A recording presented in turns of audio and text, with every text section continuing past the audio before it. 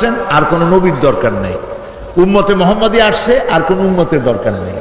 মুহাম্মদ সাল্লাল্লাহু আলাইহি ওয়াসাল্লাম শেষ নবী, কোরআন শেষ কিতাব, আমরা শেষ উম্মত। কথা খালাস। কথা শেষ কিনা? কথা শেষ, এর মাঝখানে আর কিচ্ছু নাই। এখন হেদায়েত পাওয়ার জন্য কোরআন হচ্ছে একমাত্র উৎস হেদায়েতের।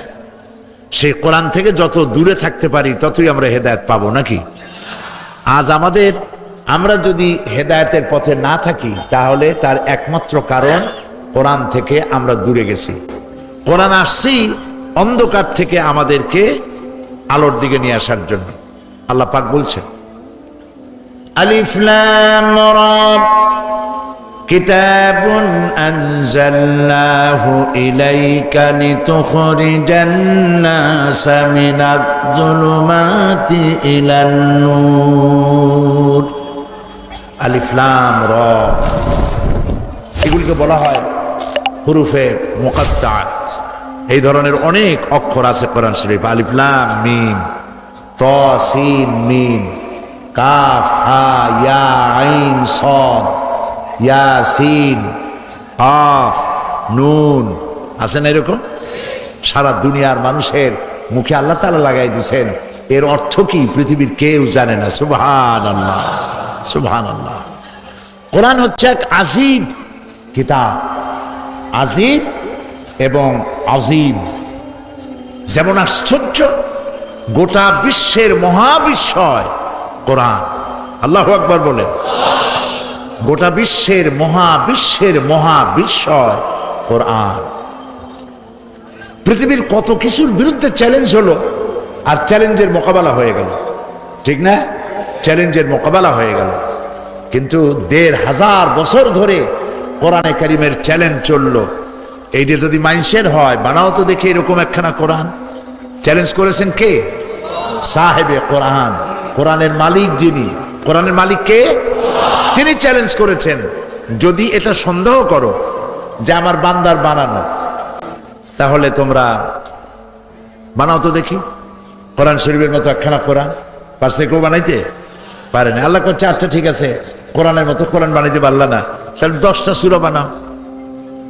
তা পারছে? পারেনি। এরপরে রব্বুল আলামিন কোরআনে কারীমের মধ্যে বললেন, ইন কুনতুম ফি রাইবিম মিম্মা নাযালনা আলা আবদিনা ফাআতু বিসূরাতিন মিন মিথলিহি وادعوا شهداءكم من دون الله إن كنتم صادقين। যদি তোমরা সন্দেহ করো যে আমি আমার বান্দার উপর যে কিতাব নাজিল করেছি তা তার বানানো, ফাতু বিসূরাতিন, তাহলে কোরআন শরীফের ছোট্ট সূরাটির মতো করে একটা ছোট্ট সূরা বানায় আনো। সূরা কাউসারের মতো, সূরা আসরের মতো একটা ছোট্ট সূরা বানাও। এই চ্যালেঞ্জ হয়ে গেল কত বছর? জি, প্রায় ১৫০০ বছর পেরিয়ে গেল। কোরআন শরীফের ছোট্ট একটি সূরার মতো সূরা কেউ বানাইতে পারে নাই। কত কিছুর প্যারোডি হয়েছে না? প্যারোডি মানে নকল, একটার উল্টা আর একটা, ওই রকমের কাছাকাছি। এরকম গানের প্যারোডি হয়, কবিতার প্যারোডি হয়, কত কিছুর প্যারোডি হয়। কোরআনের প্যারোডি হইল আজ পর্যন্ত? বলেন হয়েছে? হয় নাই, কোনোদিন হয় নাই, ভবিষ্যতে হবে না, তাও হবে না। সুবহানাল্লাহ। মুসাইলামা কাযযাব একটা বানাইছিল, সে মনে করলো নবুয়ত হলো একটা ব্যবসা। নাউজুবিল্লাহ। তার ধারণা হলো মুহাম্মদ সাল্লাল্লাহু আলাইহি ওয়াসাল্লাম ছিলেন মক্কা শরীফে এতিম মানুষ, জায়গা নাই, বাড়ি নেই, ঘর নেই। যেই না মদিনায় আসলেন নবুয়তের দাবি করিয়া, তারপরে তিনি প্রেসিডেন্ট হয়ে গেলেন, যুদ্ধ করলেন, গনিমতের মাল আসলো, টাকা পয়সা ক্ষমতা কোনোটার অভাব নেই। তো ভালো ব্যবসা, তা আমি নবী হই না কেন? সে বললো যে আমিও নবী। এখন নবী দাবি করছে, কিছু লোক পাইয়া গেছে, কিছু পাবেই, কিছু পাবেই। এখন একজন দাবি করুক কুমিল্লায় যে রাতের বেলায় আমার এক খাজা বাবা কয়ে গেছে আমি এই এলাকার খাজা বাবা, নামাজ ৫ ওয়াক্ত পড়ার দরকার নেই, ফজর এবং এশা ঘুমায় থাকো, আর রোজার দিনে ইফতার আসরের সময় করলেও কোনো অসুবিধা হবে না, খালি ভাত খাওয়া যাবে না, সিরা ভিজে কলা দিয়ে মাখায় খাওয়া যাবে। এই রকমের ফতোয়া দিলে কিছু না কিছু লোক পাওয়া যাবে, পাবে কিনা? পাওয়া যাবে।